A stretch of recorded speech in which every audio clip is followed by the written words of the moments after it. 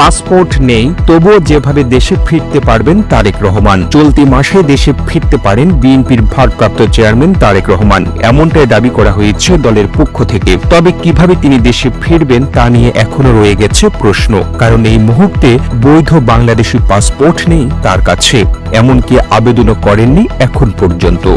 মূলত তারেক রহমান বাংলাদেশের বৈধ পাসপোর্ট দিয়ে 2008 সালে যুক্তরাজ্যে গেলেও পরে আওয়ামী লীগ সরকারের আমলে তার পাসপোর্ট আর নবায়ন করা হয়নি। 2018 সালে আওয়ামী লীগ সরকারের তৎকালীন পররাষ্ট্র প্রতিমন্ত্রী শাহরিয়ার আলম বলেছিলেন তারেক রহমান ও তার স্ত্রী মেয়ে বাংলাদেশি পাসপোর্ট সারেন্ডার করেছেন। British home office Bangladesh high কমিশনে সেই পাসপোর্ট পাঠিয়ে দিয়েছে। তবে বিএনপি আবার তার প্রতিবাদ জানিয়ে বলেছিল তারেক রহমান যদি পাসপোর্ট ফেরত দিয়ে থাকেন তাহলে তা যেন সরকার দেখায়। তখন সরকারের পক্ষ থেকে তারেক রহমানের পাসপোর্ট দেখানো হয়নি। তবে নবায়ন না হওয়ায় তারেক রহমানের হাতে বাংলাদেশের বৈধ পাসপোর্ট নেই এখন, ফলে তাকে নতুন করে পাসপোর্ট নিতে হবে।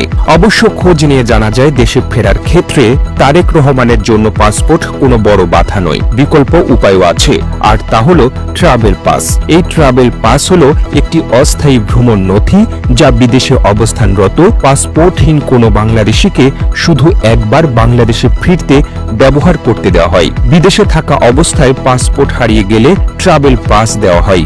এছাড়া দীর্ঘদিন বিদেশে আছেন কিন্তু পাসপোর্টের মেয়াদ শেষ এবং নতুন পাসপোর্ট তৈরি সম্ভব নয় এমন ব্যক্তি এই পাস পান। নাগরিকত্ব প্রমাণিত কিন্তু পাসপোর্ট নেই যেমন শিশু, তাদেরকেও দেওয়া হয় ট্রাভেল পাস। এছাড়া বিদেশে অবৈধ অবস্থানে থাকা বাংলাদেশি শ্রমিক কিংবা আটক বা ডিটেনশনে থাকা বাংলাদেশি নাগরিকেরাও পেতে পারেন ট্রাভেল পাস।